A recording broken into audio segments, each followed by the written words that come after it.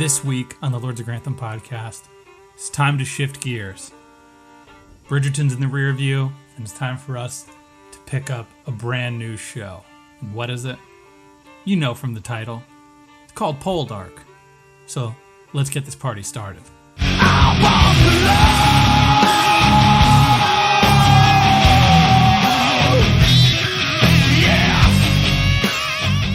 And we're back with a fresh coat of paint. It's time for a new show. Corey, what do we got? We got Poldark coming off the top rope for you. And we didn't warn anybody. No. I feel like usually we want to try to ease people into what we're doing and sort of give them a time to watch. No, not today. No, we're here. We've heard the demands. We've heard the cries, I think over literal years at this point, for us to give the show a shot. And here we are today, finally doing it. Yeah. We're here for the Poldark. we are here for the Poldark. I guess a little background on this. We didn't intend on doing this now, and I know we talked a little bit about it 2 weeks ago because we did take a break last week. A much-deserved break, I believe, after Bridgerton. I could still use a longer one, actually. Yeah, I mean, I'm still recovering from the Bridgerton finale, from finding out who Whistledown was. Whistledown was, and we talked about that 3 weeks ago at this point. Yeah, well, still hot. But we had plans that involved leading into the Downton movie. Downton number 2. But obviously, because of the change to St. Patrick's Day weekend, we had to postpone those plans. And we definitely debated shorter shows and things like that, and miniseries. And Belgravia was a contender. But we said, this is a marathon, not a sprint. Yeah, slow down the pace a little bit. So we say we might not be able to cover all of Poldark before we go into Downton Movie 2, or Downton 2 mode. But we're going to cover at least a season or two of Poldark before we jump into that. Yeah, a couple seasons, I'd say. I think it's fair. Yeah, and maybe take us through the end of the year. Yeah. We'll power through this because this is a lot different than what we've watched in the past, I feel like. I would say so. And we can get into that in a moment. But, Dave, is there anything else going on in the world of Downton Abbey, The Crown, this expanding universe of shows that we've watched, the Bridgerton? Not to my knowledge. This is your department. What's going on? Well, they released the first photos from the crown of Prince Charles. No, is it Prince Phil? No, it's Prince Charles. Prince Charles. McNulty. Right, it's McNulty. He looks a lot like him aside from the ears. The ears are not quite as big as you would hope they to be, which I understand would require probably a lot of prosthetics to make his ears as large as Prince Charles. So those photos are out there, and yeah, they're turning into high gear with getting us hyped for the crown. Now, does that drop 2022, right? Not for a long time. But they're just getting us warmed up, getting us lubed up for... Yeah, I mean, there's this. They released some photos today from the Princess Diana movie starring Kristen Stewart, American actress, and they got to compete with that buzz of that other competing Princess Diana. So give us McNulty. Piece of media coming out. Yeah. So you can go online, take a look. You be the judge of the size of his ears. Let us know what you think, if he looks like Prince Charles or not. And now you're sure it's not a picture of McNulty from Downton Abbey too? No, I'm positive of that. In other news, so Dave, at the top of us covering Bridgerton, I mentioned that the actress who plays Daphne, portrayed by what's her name? It's it's funny. You look up Daphne Bridgerton, and it does not come up first thing what the actress's name is. Phoebe it's Phoebe something. It is. Phoebe Dynevor? Well, she was dating Pete Davidson at the top of our coverage of Bridgerton. It was pretty much brand new news. Well, they just recently broke up, so I don't know if it has anything to do with our coverage wrapping on Bridgerton, but those two have now broken up, citing I think spatial distance and a pandemic. Okay. Living in the UK, Britain, or whatever, and him living over here. So, I guess it just falls on us to cover Bridgerton again on the podcast for them two to get back together or something. Who knows? Maybe. I feel like Pete's going to do just fine. Yeah, I mean, as soon as the next season SNL starts up, he'll find the next girlfriend of whoever's hosting the show, and yeah, he'll be set. Well, good luck to Phoebe as well. We should definitely be on her side in this because we don't cover Pete Davidson's career here. Right, and he's not someone we wish as much well. Anyways, Poldark. This is why we're here. Did you know anything about the show going into it? Absolutely nothing. Just that I saw this stern-looking man on every poster for the show. I thought, I mean, I know it wasn't a pirate show, but every time I saw the picture of the dude, of Ross, I thought it was a pirate. Why would you think it's a pirate? Because he got the hat. That's not a pirate hat. But it could be That's a pirate like a colonial hat. It's got, one that could be a pirate. Okay, I think you need to just look up what a pirate looks like again, just to remind yourself. Go watch Pirates of the Caribbean. Jack Sparrow wears the triangle hat. That is not at all the same as what Ross Poldark is wearing. He looks closer to whatever the British guys are in that movie. I mean, I knew it wasn't a pirate show. Okay, but you just thought pirates when you saw Poldark. That was what you were thinking. Yeah, so Pirates of the Caribbean is about 100 years before Poldark. No, 200 years before. No, 100 years before, sorry. Jeez. Who cares when that movie takes place? The fans. Okay. All right. So you saw this posters for the show and you thought pirates. Well, honestly, the only stuff that I saw about Poldark was stuff that our friend Haley posted in the Lord de Grantham Lounge telling us to watch it. That's literally all I knew about Poldark. There was other people who were vocal in saying that this is a show that we should check out. And I would say early hot take, spoiler alert, of how I felt about the show. I think they're right. I think this is exactly what we want to watch. I got a good feeling about this one, Dave. So do I do too. I feel like a lot of the shows, and this is, I think, the nature of the beast in general, a lot of the shows that we watch are very female heavy, and we find ourselves sort of identifying with male characters that are on the side. And like we're the dudes that ride for Mr. Bates, but Mr. Bates is like how far down the Downton ranks, and Prince Philip, who's a monster. So this show having a outright male lead is something that I feel like will speak to our tendencies a little more as far as someone we can relate to. Especially a man who just does not take any BS. This guy cuts to the chase, which is my kind of speed. So eager to see more of that. Yeah, I feel like he looks like a... Do you ever play the Assassin's Creed games? I'm aware of them. I have not played them, actually. Where there's like a bunch of people that look fit for the period, and then one dude who's like jacked to the nines wearing a costume. Seeing Ross Poldark, I'm like, oh, okay. He comes from the year 2018, and they just sent him back in time to the 1800s. That's entirely fair. He definitely seems cut from a different cloth. Dave, I don't know about you, but really got me jacked up, like right off the top, was just PBS made this possible. Just seeing that welcome, the Masterpiece Theater. Oh my Lord, I have missed it. I have missed that sound. There was only one thing missing. What, Downton? Lenny. I know the intro from Laura Linney is dearly missing from all the Masterpiece Theater programs, but I feel like I'm back home, baby. Yeah, definitely. Yeah. So yeah, I mean, Poldark, it just starts, and just for anyone else who wants to keep up with us watching the show, it's on Amazon. It's streaming on there. Yes, so it is. There you go. We start in America, of all places. You know, they say Downton Abbey would never do this to you. Mm-hmm. This is where we start. How does that feel? Virginia. Sweet Virginia. I think it's West Virginia, but whatever. John Denver says. I can't remember anyways. It's 1781. It's a different time. Is there a West Virginia at that point? Probably not.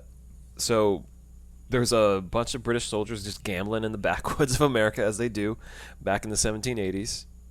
Oh, that's only 30 years after Pirates of the Caribbean. Come on, man. Okay. Good to know. For all the Caribbean heads, I hope you're nodding approvingly at Dave's fact checking. Yeah. Yes, all the sparrowheads. All the Depp believers out there, whoever you are. We don't want to associate with you.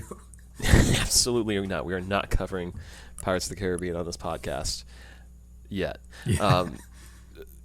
So these British soldiers are gambling in the backwoods of Virginia. And one of the officers rides up on a horse and is like, "Come on, guys, you can't be doing this. Like, you there, Ross? Didn't you have a crime or something?" And Dave, what was Ross Poldark's crime that he was accused of or found guilty of? Found guilty of? You got to tell me. I was caught up in the scenery. He was caught up. He was caught for brawling. The dude okay. tells you he's a fighter. Okay, that tracks. Yeah. And this guy, this this officer just tries to tell him, you'll have the honor of redeeming yourself out here, And we get some, this is a really effective economical storytelling, or just, telling us a lot about Poldark, where we learn that this guy was a brawler. He likes to gamble. And when, they tell him that this is his opportunity to redeem himself, he's like, what, from liberty or tyranny? He's even kind of questioning what England's motives are for even being over there. So this is a sensible man who's also a violent man, it seems like. Yes. I mean, he's from the year 2018, so... He's been sent back in time. But Americans immediately start attacking these British people. They just gun down the guy trying to talk sense into Ross. They don't get him, though. What do you mean they don't get him? They don't kill him. Well, they don't kill Ross. No, they just butt him in the head with a rifle. Yeah, and then he has a dream about some hot girl. I mean, it looks like his bride-to-be, potentially. I don't know. I want to just call her a hot girl. Hey, TBD. Could be a fantasy. Sure. I think it's someone who's actually in a relationship with, who's, yes, very pretty. And he takes her ring as sort of a memento to remember her in the war. Yeah, carry her with him. And the show this is the only hiccup in the episode. It does a weird thing where he gets knocked out by the butt of this rifle, and then we just see him like passed out in a carriage that's not in America anymore. He's just back home. He's coming home. That's him. He's home. On his way to Cornwall. And they straight up just ask him, how's the war? And it's like, wait, what, past tense? We've already moved past that? Yeah, well, he wakes up to the people speculating that his dad is dead. Mm-hmm. And, I mean, Ross is like, it was a waste of men. We see he has a scar on the side of his face. He's carrying that with him. And he's just going to, walk home. This guy, he's come back. He's obviously been MIA for a while, and he walks alone. Well, he wants to go to his uncle's house before he goes home. Mm-hmm. Somebody's got to see there. Well, his uncle. Well, yeah, his uncle is definitely there. Ross Poldark walks in, and he's like, hope I'm not intruding. And it's like, whoa! The crowd is going wild. This is like a huge we pop. Thought you were dead, bro. Yeah, you've been gone for like 3 years, man. And, he's happy to be there. He sees Elizabeth. Elizabeth? That's the girl? That's the girl who he was dreaming of. He was missing. And I think someone asked him too, like, what happened over there, with England? And it's like they chose the wrong side. He's just very much letting people know this war did not go according to plan. No, it did not. Also, something that didn't go according to plan, Elizabeth. Absolutely. So it sounds like, is this his cousin or his?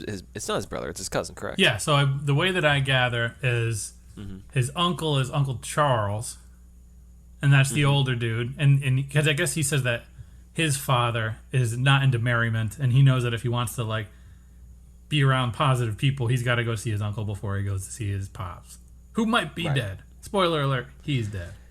He's gone. Yep. But then he goes, and then there's a party going on, and it's for his cousin Francis, who's getting married to his girl Elizabeth. And it sounds like these two were like the twin powers, before he went off to war. Like, good chums, good friends. And then he did what a lot of slimy men will do. They just crept up on the dead man's wife. Spoiler alert: the man's not dead though. He's very much alive. So he's like, what? So is Ross Randy Savage and Francis is the Hulk Hogan? Absolutely, I would say so. You saw lust in his Hulk eyes. Hulk Hogan and Francis have this stupefied look in their face of like, what's going on here? And then there's just this sense of intensity in Ross and Randy Savage's eyes, like, what are you doing with her? Where's Elizabeth? He starts talking like that too, and it's like, who is this Ross Poldark guy? No wonder people wanted us to watch this show. Absolutely. But I mean, he keeps it together. He toasts that they may find happiness, and he just rides out of there on his horse. He's like, I gotta go. Yeah, I can't deal with this. Visit some abandoned looking place. That's his house. Right, because I think he already got notice that his dad had died. Actually, they mentioned it there, right? Yeah. So he shows up there, and then he finds the two servants of the house sleeping. No. But before we get there, there's like a dead animal in the house. There's mice and chickens and stuff, and a straight up like dead animal. And there's like a layer of hay all over this house.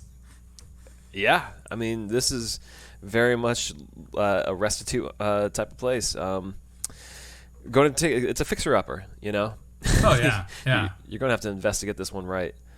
But he goes into his father's bedroom, and he finds the two servants. And that's Judd is the man, and is Prudy the lady? I didn't catch their names, to be honest. Judd is definitely the Nick Nolte-ish one. Okay. And they're sleeping in Daddy's bed. And he's like, you gotta get up. Well, they show him literally go back outside, pump some water into a bucket, and then toss it on them. I do like that kind of like kinetic, like, you know, we need to show him pumping the water and like doing things. And they're just like Judas, and he's like, back from the grave. None other. He says, what have I become? He starts singing a song. I know it's like a trope in movies and stuff to like have someone come back from the dead, you know, like who everyone thought was dead and just come into town and just wreak havoc. It doesn't get tired though. I love it. I love just seeing people like, what are you doing here? I never died. Where'd you think where do you think I was? He was lying in wait. Yeah. He was gambling. I mean, this is effective storytelling. Just having this guy just seem like he was dead for a while, and he's back, baby. And he's taking names. So he tells the servants to get to work, pretty much. Like, you know, break time is over. Yeah, and then he sort of runs into his friend, the one dude who I didn't get this guy's name either. We're going to get used to these names. This is the first episode. We know Ross. That's the one that matters. Yep. That's all that matters. And his friends are basically telling him, like, dude, Cornwall stinks, man. This place is screwed. Yeah, I mean, he kind of rides his horse over to where he knows, like, all the boys hang out. You know, it's just like all these local, like, farm hands, it looks like. Mm-hmm. And, yeah, they're just asking him, yeah, like, there's like, why are you there, man? Like, where have you been? And they're just asking him about the war, and, you know, he's just telling them it was an education. And he knows that where he lives is a bit of a dump. Mm-hmm. But he needs help. He can fix it. He can't pay them, but he can make it good. Yeah, this feels like Daphne and Simon and Bridgerton. Like, they're here they have the opportunity to make things right. Let's do it. Yeah, just clean up the act of the place that they come from. But they have two derelict mines too, so so that's no good. So hopefully we can get there. But we see somebody. Yep. We get introduced to somebody. A George guy. George, and nobody prepared me for this. Yeah, so it's George Warlegan. And I don't know who the other guy is who's with him. But I know who he is. You know who he is. It's Pip Torrin. It's my man. Tommy LaSalle. Dave's favorite boy from The Crown. None other. You just know from that voice who he is. He has a... He was born with like a character actor's face. Yeah, very gruff looking dude. Very, like... It's a shame that they cast him as like a background character in the Star Wars movies, because I feel like he would be a really good like Mandalorian heavy bad guy, like just like furling his mouth, you know, like you know, that sort of Richard Carlisle kind of bad guy. Sure, but he's giving advice to this George guy. You know, must be his son or his nephew, because they're both Warlegans. Yeah, that they should buddy up with this Poldark fella. And you know, maybe there's like some kind of power they can attain together. You know, and he tells them, you know, people are very, very friendly when they cannot afford to be. So, you know, they're assuming that this Ross guy is not in any situation to really bargain or negotiate. They're going to be able to just hook up and do something. Mm-hmm. Yeah, and when they see him, is this because this beatdown is going on this woman and a man's clothing is going on? Yeah, right. That's one of the early that's the introductory scene to George and Carrie. Right, but that's in a few moments though. Yeah, but that we see a beatdown goes down.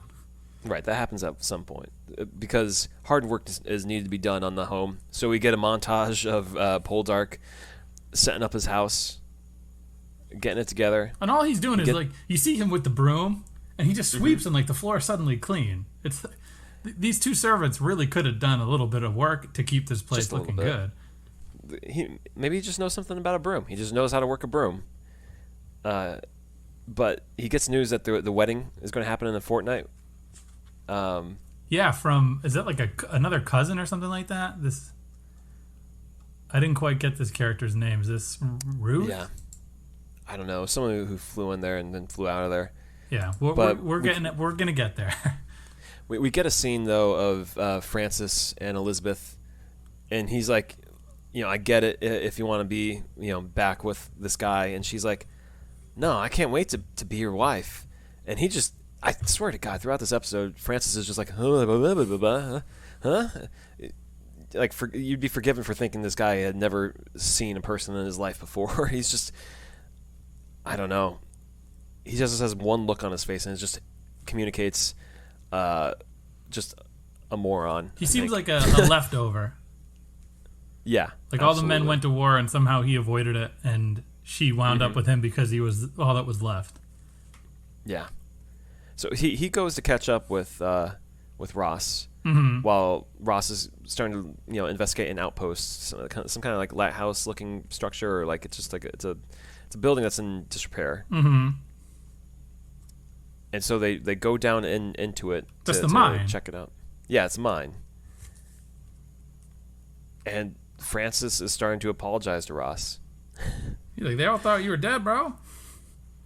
Yeah. He didn't intend to fall for her, as he says. Mm-hmm. And what does Ross say, Dave? What does Ross say at this point? Yeah. Is before or after? Must you rub my nose in it? Ross is going in on this, and then Francis falls in the water. Right. No, he literally shouts, "Must you rub my nose in it?" And then watches him.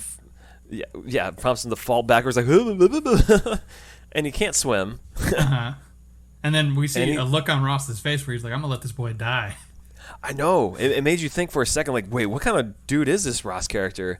Like, he has no remorse at all. When they show Francis, like, in the water looking up at Stone Cold Ross Poldark with this look in his eyes of murder. And he's just flailing, this Francis guy. He really cannot swim. And then Ross just sticks his hand in and he's like, I got you. Yeah. And then he puts him back under and just and drowns him right there in the middle of the episode. No, Francis is like, I really thought you were going to let me die. And Ross is like, man, could have. Thought about it. Should have. Didn't. So, what was it? Is it the wedding? There's like some family thing, right? Because we go to the wedding after this. Yeah, it is the wedding itself. Yeah, the church. It's a very modest wedding. Yeah. And we see Ross Poldark does what every sort of scorned man does in a drama at the wedding, which is stand in the background when everyone else is kind of sitting, walk in late, stand and stare with ice cold eyes at the woman you love. Yeah. Nothing awkward at all about that. Just the usual. Mm-hmm. And we see Cousin George finally interacts with him. He's talking to Poldark finally, saying like it must be a proud day. Poldark doesn't have much time for George. Oh, Ross. Yeah. And the uncle is Uncle Carey. Where that's Pip. That's Pip. That's Pip. And he, when Poldark is kind of like, don't want to deal with you, it's like Uncle Carey's like, you're nothing beyond the name, like you're a nobody. Mm-hmm. And we see that Uncle Charles wants to he sees the writing on the wall. And he says, we got to get Ross out of here. If we can send him to London, it'll sort of avoid any of these issues with Emily and Francis.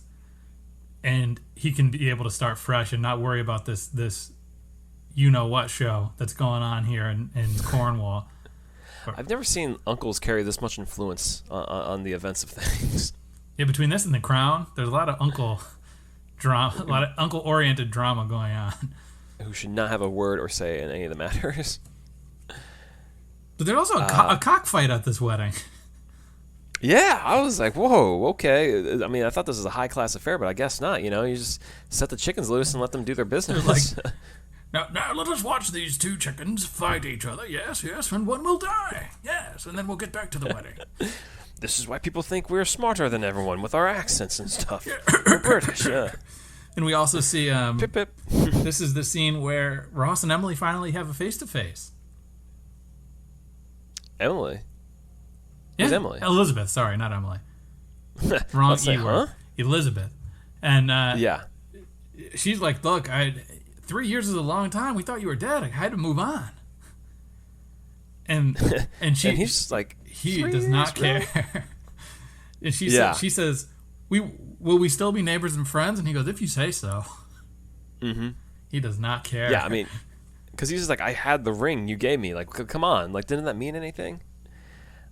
So he does what anyone would do in that situation, just turn to drinking. Mm-hmm. Gets his fortune read also. Yeah, it simultaneously goes with the tarot card reading that's going on. Like, that's what I meant. Talking about the Poldarks. Yeah. That's what anyone does when they have a night of drinking, right? To go and get your fortune read and see what you find out.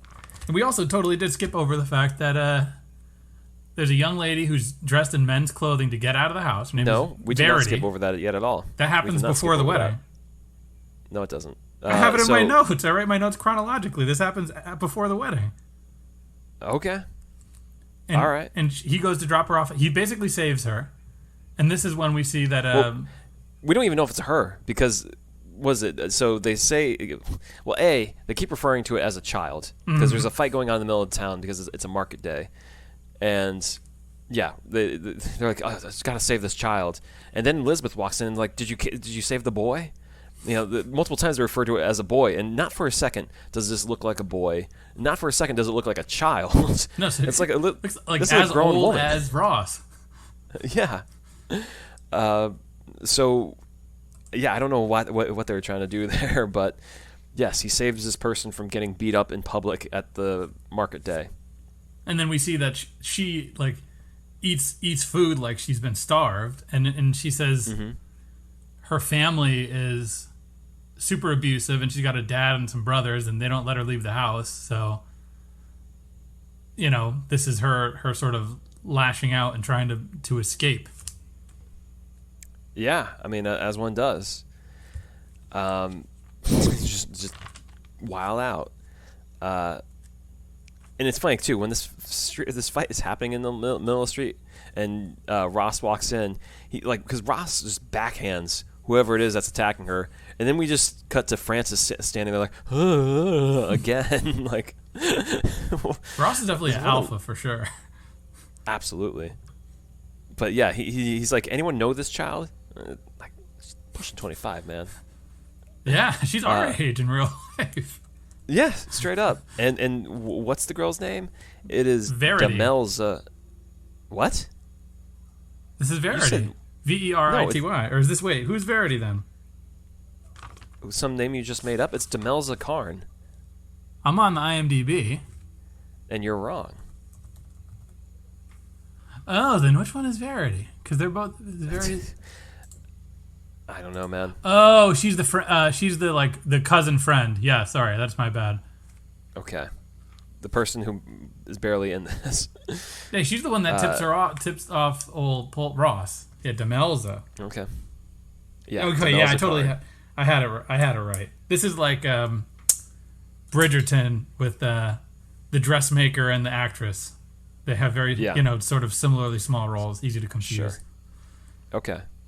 But he offers Demelza a job. He's like, look, come work for me. Be a cook. Mm-hmm.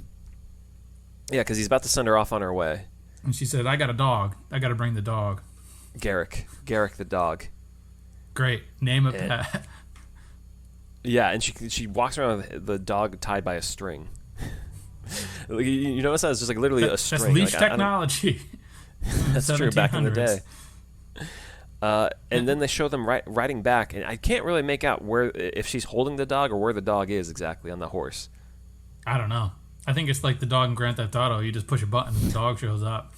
It's Chop. It just auto catches up. Because they do that. Because like we see them get off the horse too, and it's hard to tell if she's carrying the dog. It doesn't look like it. And then we just see a shot of the dog walking onto the manor grounds. It's like, oh, okay, Chop made it. And then we see the servants, Judd and Prudy. I think they're like, oh no, that family's got the itis, they got the hair, they got the lice. And we cut to Ross straight up washing this girl's hair in a spigot. Yeah, I mean, she got to get clean. And after that, we see this seemingly very pretty redheaded woman who's not a child and not a boy. Who goes it's like, what a glow up immediately. All I had to do was run her hair under some cold water. Yeah. Now, when did we have the wedding, Dave? The wedding happened before this. So I think the fight happens, then the wedding, and then he hires her. Okay.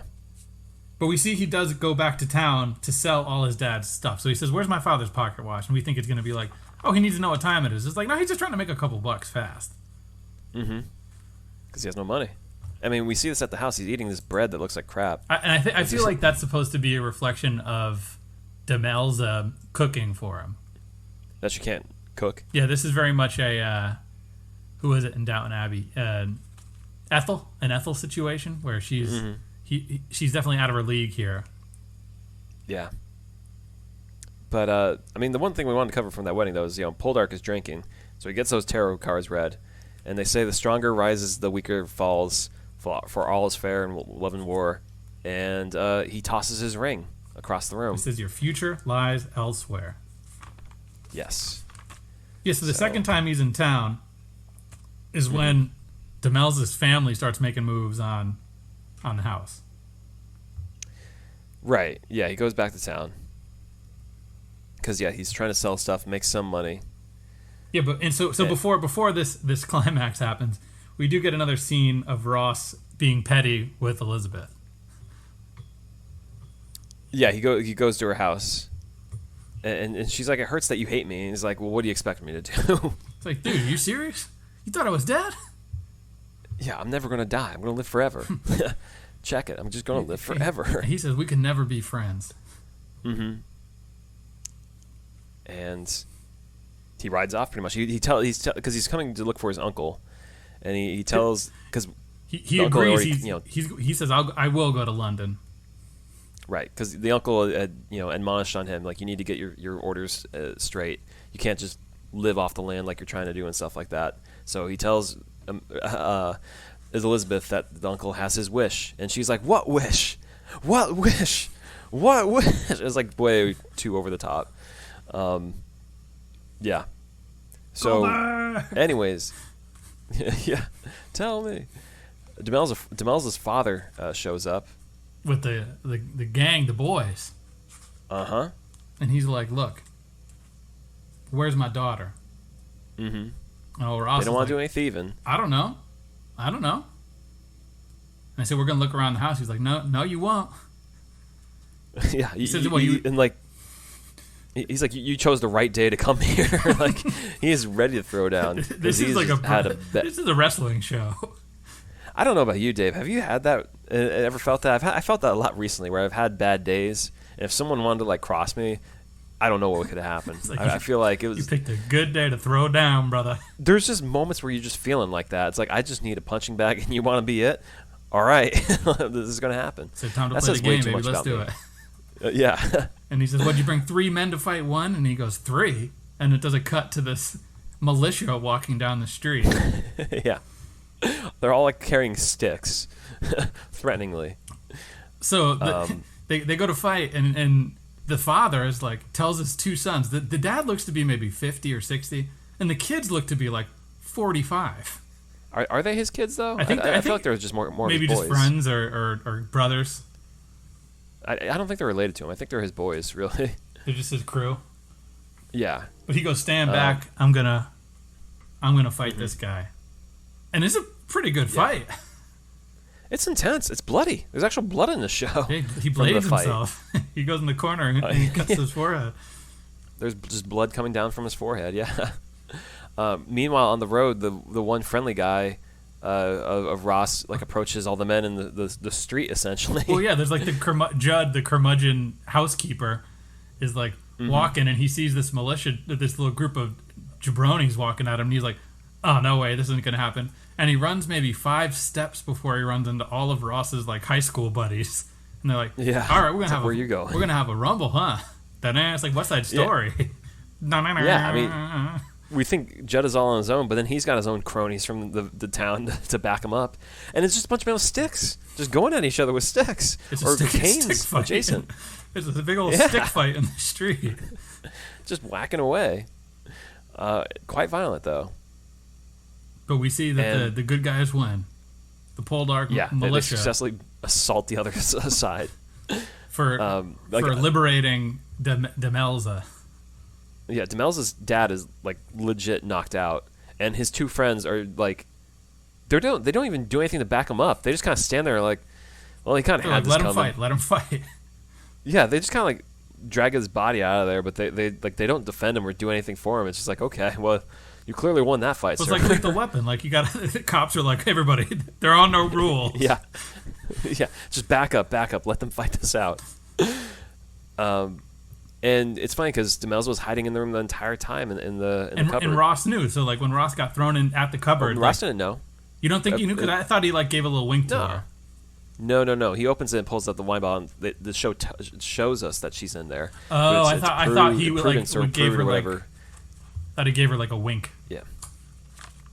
No, there was no wink. Well, regardless, Prude knows she was in there.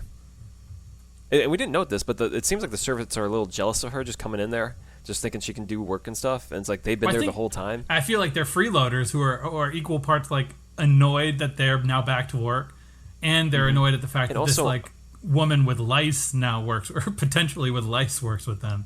And they're but they have no right to say anything because they can't even do their job. Mm-hmm. And not to mention, Ross does not want Garrick the dog in his household. He tells her to leave it outside, but we see she can't deal with that. So she goes outside. The dog is whining. No, she brings the dog inside. She just sleeps on the floor. Yeah, with the dog. How many episodes do you think before Ross kills the dog? I think all the episodes. I don't think Ross is killing the dog. You don't think? No. You don't think like the dog goes into water and it struggles to swim and he just stands there and watches? I think we're really boldly predicting what Ross Poldark will do. I think he's going to wind up to be a decent man. I don't know. This guy's got a lot to work through. He legit has a black eye in the last 5 minutes of this episode. Yeah. But he says, you know what? I'm not going to London. I'm staying in Cornwall. Yeah, he wants to stay where the fights are. He realized there's a racket here of fighting that he can be part of. Oh yeah, and that's how we end the episode. He's like, I'm staying. Welcome to my house. Yeah, I mean, what is he? I think he has one more exchange with his uncle. Saying you're assuming. Francis. We see Francis talking with the uncle, saying like, because the uncle is telling him like, you gotta lock down everything with Elizabeth, because I don't think it was a wedding. I feel like it was like maybe a proposal, because he says like you have to get things in order. No, they are married. Yeah. He says you're assuming I can't keep my wife myself, and the uncle asks, can you?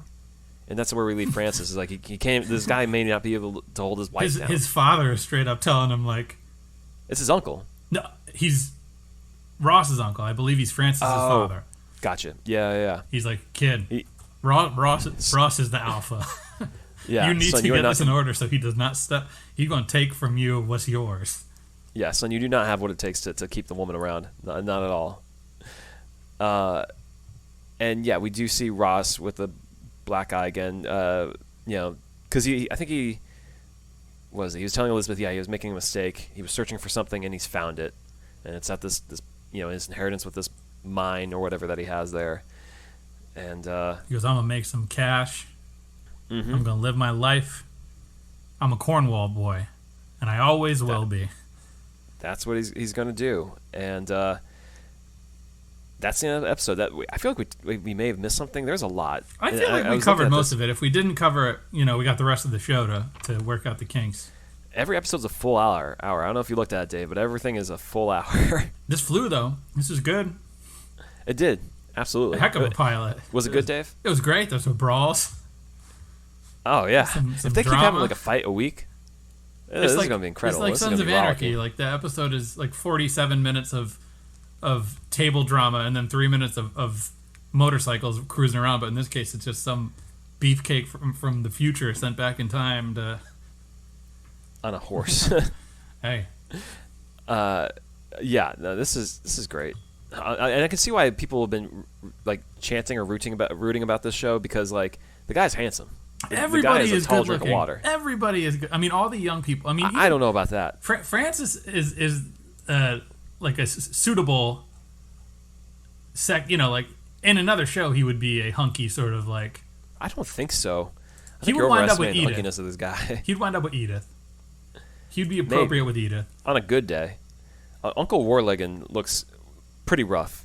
No. Who? The Uncle Warligan, Francis's father. He looks like he is pushing You mean down Uncle some dark Charles? days. Not Uncle Charles. Oh, yeah, Uncle Charles. Yeah, Yeah, Warligan's Pip. Sorry, Pip not is Pip Torrin. The other uncle. There's too many damn uncles in the show. But yeah, Uncle Charles Poldark. He looks in a rough spot. That guy, I wouldn't call him attractive. Yeah, well, I mean, he's old, but we got like Yeah. both Elizabeth and Demelza are like supermodels. This is Right. definitely a show of good-looking people. Sure. So let's get to the power rankings. Sure. Who do you have Dave, going who's down? going down? Oh, I'll start. You go down. I'll start. You. I got Yeah. Elizabeth at number 3. Okay. Things aren't great for her, you know? Like she's been caught between the mega powers. Yeah. And she And she may she have made thought the wrong even choice. if Ross didn't show up, she would still be on the down rankings because she's settling for Francis. She could do better. Yeah. Okay. Well, at number 3 going down, I got Ross Poldark. Okay. The dude showed up, and his bride-to-be that he wanted to make happen one day ain't no more. He lost a war that he had no idea what he was fighting for. His dad is dead. His house is in disrepair. He got socked in the eye. Hopefully he'll see better days, but it wasn't this week. Well, that's why Ross Poldark is my number 2 going down. Okay. Because everything you said, the boy comes home, it ain't home. Not one. So much so, his uncle's trying to ship him off to London. As one does when things aren't right. Just go to London. Well, who do you got at number 2 going down? George Warligan, the young man Oh, who's trying who's to just convince trying to Poldark to be call his shot. on his side. Yeah, he seems like a loser, and I don't see him getting his way with Ross Poldark. Poldark is unreasonable in that regard. He's unhinged. He's the lunatic fringe, Ross Poldark. Sure. Yeah. Number 1, though, it's pretty clear. I mean, who do you got going down at number 1? I got Demelza's dad. Same here. He gets socked. He gets beat up, and his whole crew gets whooped up by just like dudes that happen to be walking down the street at the right time. Mm-hmm. This is a guy who showed up and said, like, you're about to learn today, and then he didn't realize he was the one taking the lesson. Little did he know. Little did he know. So he is absolutely down. Who do you got going up, Corey? Well, I got Uncle Charles Poldark. Okay. He seems to be a real power player. He's telling his son Francis, "Your wife will leave you. A ring doesn't mean a thing, son. Okay, you need to take some extra steps." And the way he threatens Poldark, he gets Poldark thinking his way for a second. If sense isn't knocked into Poldark or Ross, Uncle Charles may have his way. So. Okay, I got Judd, the housekeeper, servant man, at number 3. Okay. Because he's just sort of living at this house, and Ross very well could have murdered him for being a freeloader. Absolutely. And we see that Ross has violent tendencies. Ross not only lets him off the hook, keeps him employed, and then just in this moment where he's about to get probably beaten to death by this militia of thugs, a bunch of young men just come and save him, and he kind of leaves the hero. Judd's the leader of this little sub-militia. Mm-hmm. Yeah. Well, good for Judd. Yeah, who do you got at number 2? Francis Poldark. Oh, I got Francis at number 2 as well. He snagged Elizabeth. He got her. Can't deny it. He may have been drowning for a second, but he won the day. It's worth it, yeah. If he can consummate that before Ross, maron. Hey, spicy meatball there. Well, number one going up is Demelza. Oh, it's got to be Demelza. What an upgrade! Here's your one chance fancy, and she has moved on up in the world. And she got to bring her little dog. She got Garrick the dog to go with her. So Garrick gets a little asterisk, and Garrick sleeps inside. Good night for old Garrick. And her dad, who berated her and hurt her, got his due. So she got extra sweetening of the pot with her deal. Mm-hmm. So no arguments here with her being number one for this week, and I am hyped up for week 2 of Poldark. Yeah, definitely. I'm fired up. Yeah. It's going to be good. Yeah. And Dave, I don't know if we want to reveal it now, but we did do for our Patreon listeners, we did do a bit of a poll to see what action movie we'd be covering. A Poldark? Yes, we did a Poldark. But Dave, what action movie can we say they have coming their way? What action movie can we say? I think it was pretty unanimous what won this poll. Tomorrow Never Dies. Yeah, I was shocked. I mean, I gave watched it last year. Lots of options, and I just kind of lobbed that one on there. I think it was also like buried beneath the cut of like all the options that people choose from. Because Facebook makes you hit to see the rest of the options, but it has Julian Fellows in it for a scene or two. So not just Julian Fellows though. No, I know it has a few actors from Downton and The Crown and everything that we watch. Yeah, I think we kind of wanted to lean other ways, but it seems like, and there still are more votes. So I guess we could say, well, Tomorrow Never Dies will be the August episode, and yeah, for September, anyone who is on our Patreon Lords of Grantham Lounge group on Facebook has the opportunity to vote for this. We have lots of options here. We have Fast and Furious, Hobbs and Shaw. We have Mission Impossible Fallout, Nonstop, Tomb Raider.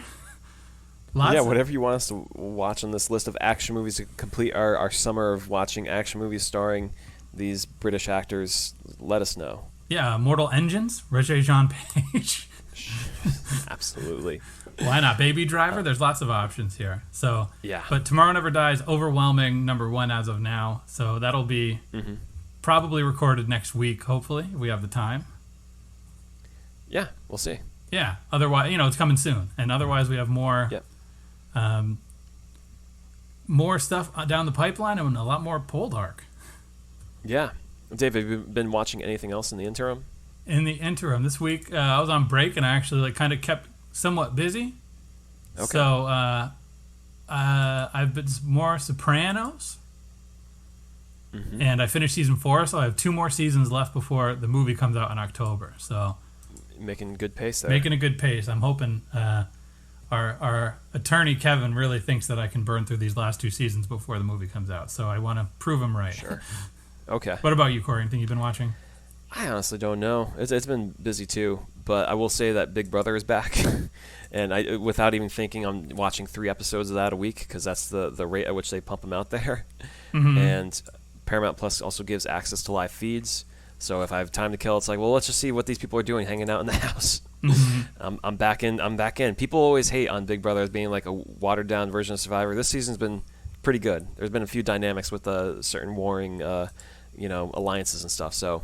All in on this American Big Brother. Okay. And it was a big weekend. Yeah. We watched a lot of wrestling this weekend, too. I think that's probably the one thing that we don't outwardly say, but our old pal CM Punk is back, and probably the biggest moment in wrestling in the past 5 years at least. Yeah, I'd say so, maybe. That was exciting, and our friends Rey and Dominic Mysterio might be on the outs pretty soon. Oh yeah, the father and son thing may not last there in terms of being a tag team. We'll let you know. We'll keep you updated on that as it progresses. Yeah. But aside from that, that's really it, right? Yeah, and you can find us on all the socials. You know where we are. And special announcement, it's been a few years. I've been private on Twitter. I decided to go public again on Twitter today, Dave. I've been hiding in the darkness. I'm back. You're back? So you're about to get canceled. They're going to dig something up. No, I cleaned out anything that people would find offensive on there. You cleaned out your entire Twitter history? No. But, certain things. Like last year, for some reason, I thought it'd be hilarious to tweet in April, like, now's a good time to learn how to boil crack, which I would not do, and then don't think anyone should do. But I was just thinking that's funny, but I think out of context, people are like, cancel Corey. So things like that. Okay. So there you go. I'm on Twitter. First thing I need to do was follow Estelle because she had requested to follow. Yeah. So Twitter, Facebook, Instagram. Corey's personal Twitter. Gmail us. Podbean. Yeah, we're all out there. Dave's got a personal Twitter. And yeah, we'll see you next time talking about more Poldark. Yes, indeed. Lords of Grantham, baby.